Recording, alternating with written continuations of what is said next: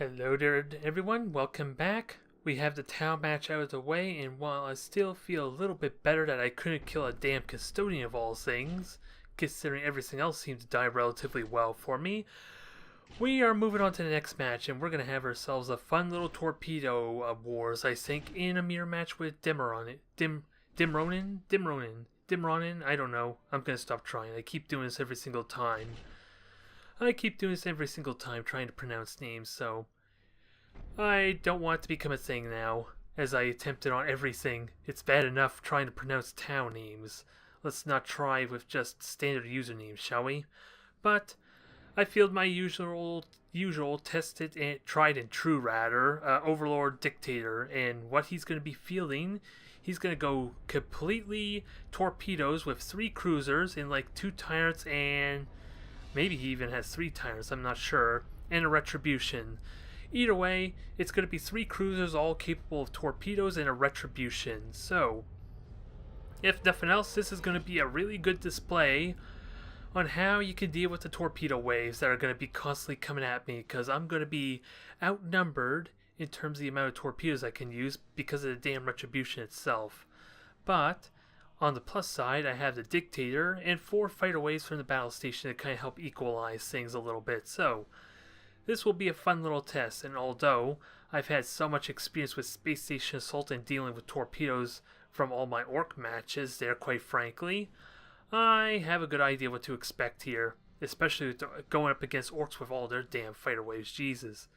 They're almost as bad as the Custodian by itself, with every single one of the cruisers potentially having 2 fighters on them. So, I think I am very confident in my ability to hold the line, as it were. It's just a question of if I can deal damage back to him and as I'm taking his torpedoes. That's going to be a real question as we start the matchup.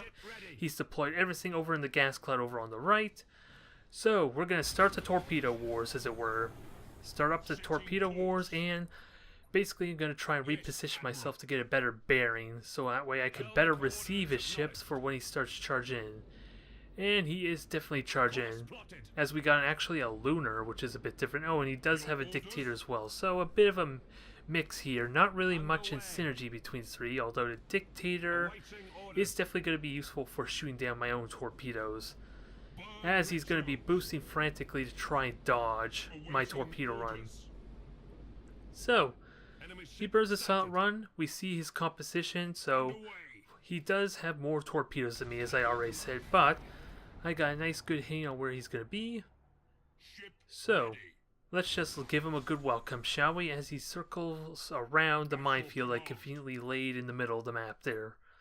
So, only thing I need to be careful of is being too far away from the station so that the fighters that are trying to respawn and defend are not too far behind. I want them to at least have an opportunity to shoot these torpedo dams, so if I poke up too far forward, I'm going to get an experience like with what happened with that poor protector in the last episode. It was just slightly too far away from the custodian, and it got murdered by a bunch of torpedoes almost instantly. I do not want to repeat that event, even though my ships are really narrow in comparison to a protector, which has no choice but to take every single torpedo that comes right at it. So, we're looking good there. Damage is not negligible at the moment. I haven't taken anything on my cruisers just yet. And he is staggering his torpedoes for basically maximum value there. So, really, all this does, it allows me, I want to say, is allows my fighters to be able to get full value on all these torpedo waves that are coming.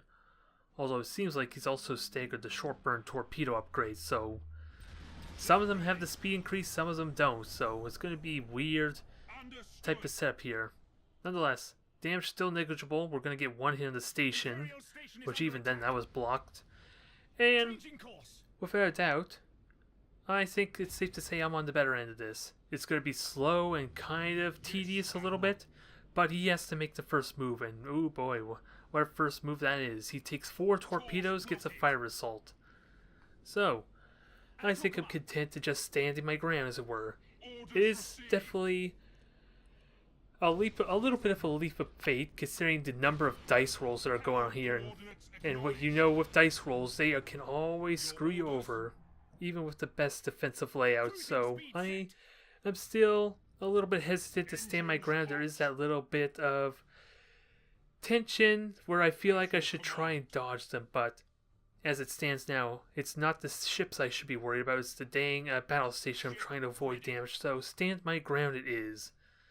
If the battle station stays at full health, as much health as it could possibly have, then at least I don't have to worry about him just bull rushing and kamikazing onto the station. So this is nice and simple in comparison to trying to figure out how to play against Tau Custodian.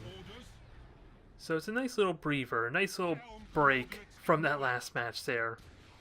So it feels a little bit better, especially since if you recall, I did play 2 matches against Solare, and the second match was almost pretty damn close to a carbon copy of the first match that I showcased, so it didn't seem worth showcasing it again, because really, I don't really employ too much more different ideas aside for trying to be slightly more aggressive against Custodian. And without being able to watch that video, I had a hard time really adapting and changing my play up. So it remains to be seen how it works on my actual real Tau matchup, I want to argue. But nonetheless, we focus our efforts on the Retribution. He is hesitant to attack the battle station. I don't blame him, quite frankly, although what he's doing that's a little bit different is he's trying to have a nice little concave going on here, which, if he can time his torpedoes properly, may not be a bad idea, because I'm trying to rotate my cruisers to receive all the torpedoes to minimize the damage, and with them staggering the torpedoes, that's actually making it pretty easy for me to do, because I am leaving my side vulnerable for a massive broadside of torpedoes to hit my stern, not stern, but my starboard or port side there. I forget the terminology of naval ships, so either way, I am vulnerable to taking a lot of torpedoes to my side either way, as we get some amazing torpedo hits on this Retribution still. Even though he is spread out, he lacks the point defense, and not to mention the dictators like fighters that could be helping him in this manner too, but I do like this crisscross, this concave. He's just not utilizing it to the best of its abilities because all these torpedoes are staggering in. You kind of want them to all come in at the same time so you can potentially overwhelm the point defenses, especially the fighters, to try and keep them from being able to hit every single wave of torpedoes, to at least increase the likeliness of them hitting their target, to at least make that more reliable, more consistent, as it seems like it's working well for me against this poor Retribution. Half its health is gone. He's starting to dive on in with this tyrant here, which we know how that's going to go. He's already taken a world hurt from the bombers alone, so he's making this job easy for me. What can I say? Cobras are coming out, they're lobbing torpedoes. We're going to have a double whammy of torpedoes from both sides, although the second one's a little bit questionable. Yeah, it doesn't even hit the prow with that one torpedo like I thought it would, so maybe a little bit rushed on the Cobras a bit, but extra damage, draws a little bit extra fire. And unfortunately, even with the lock-on, I don't think he knows how this works here. He's not getting any value of that lock-on. So probably a newer player, unfortunately, so that just means my job's going to have an easy time, but use this as, if nothing else, as a good experience on how to deal with torpedoes, because those things can be vicious if you don't know how to fight them or mitigate the damage really well. Because all I'm really doing is standing my ground. Holy crap, are those fighters doing their work? And even then, I'm avoiding a lot of the damage just by being so narrow and flat with my cruisers. If I can keep my face on really good, that would be the key thing, is being able to keep my heading so that way 2 torpedoes, normally at most, can even hit my ships. But with that said, he's warping out one of his I think he's warping out his dictator as we obliterate this lunar. It's pretty one-sided, needless to say. And that's some fighters for you. We already seen it in action just from the Custodian alone with the 6 fighters, and I'm technically, with my dictator, basically the same thing. I have 6 fighters myself to basically stop this impenetrable wall of torpedoes coming my way. The impenetrable wall of torpedoes has been stopped by the immovable wall, as it were, because I literally did not move once I got myself in position. Now, with the Retribution, we are just going to move on over and give him a proper introduction. His friends decide to leave him hanging there to basically join in the party. What else can I say? I'm trying to be witty here and it's not working out very well because not much commentary to really say. Everything I had to say about the torpedoes has already been done. So, we're just going to give him a proper welcome to this party. We are even going to show him to these minefield resort, this little navigation course. This obstacle course, as it were. Although it doesn't seem like he's obliging. So, we're going to go in there and show him how it's done. How you really navigate through a minefield. Because I'm going to go charging right on in a few moments. And show him what it means to pilot a true Imperial Navy ship. Because clearly he does not know the power that is the Retribution just yet. So, torpedoes are going to be hitting beautifully. We get our position in to go right through the minefield, and we're going to give him a nice welcome in a moment. As Dictator goes on out, another torpedo salvo is going to be getting ready shortly once I can give the Overlord a clear shot in the back. And this Retribution is not long for this world. I think he micro-warp jumped out as well as there was an insubordination, so he could warp this thing out. He could spare it, spare the crew, all the pointless lives are about to be lost, but as it stands now, the Emperor is not kind to those who hesitate, who are reluctant, who do not have the courage needed to cleanse the chaotic evil that is out in the world, in the universe. So he must be purged. Pretty straightforward fight, needless to say. Needless to say, if anything, it's just a good show of how torpedoes can be effective. Especially again, since he had a lot more torpedoes than I did. Yeah, I just had fighters from the battle station to kind of equals things out, and my, did it equals things out nicely there. Pretty damn straightforward otherwise, though. But we're gonna have ourselves something a little bit interesting, in that he's going to be going with kind of a frigate swarm here. Something a little bit different. I don't know how effective that's really going to be for him. Because if I can hit him with any of those torpedoes, then I can potentially kill multiple frigates at a time there. At least damage multiples of them at a time. So he's going to go with a frigate swarm and 2 Marses. And as we already well know, I am pretty well equipped to deal with Nova cannons. So I am not concerned in the slightest. Although I'm not aware of the Marses just yet. As I deploy my fleet there, and I keep, for whatever reason, deploying this damn Dictator when I don't mean to.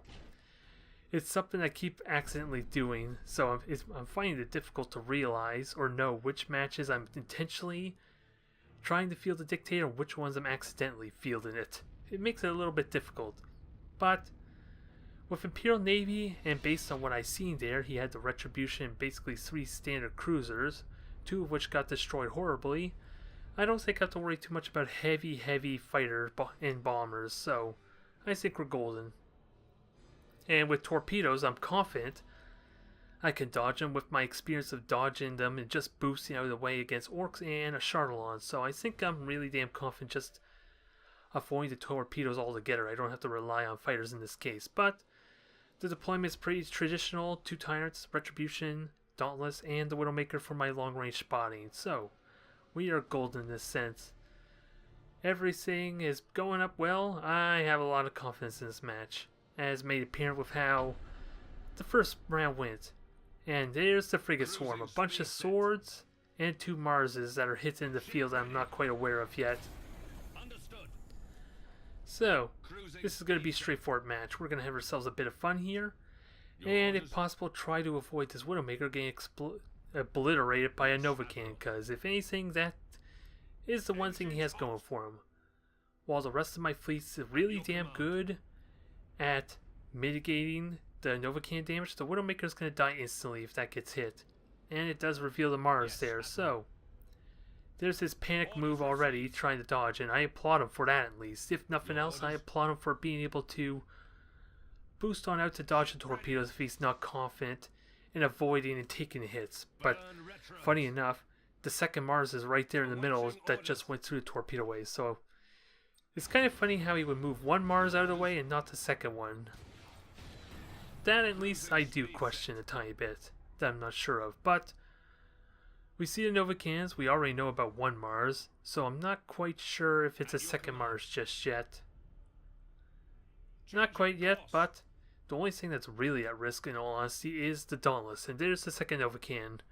We take the hit gracefully. Retribution just negates that damage entirely with the Frost Power shields, and the Tyrant's going to just recharge his shields momentarily, and it'll be like nothing has ever happened. Don't you love recharging health? Recharging shields? Just look at that thing boost back up.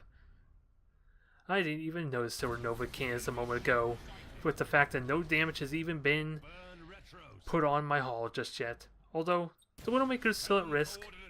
Once he realizes he can go after anyway, but with all his ships revealed, I don't think that's even necessary, quite frankly.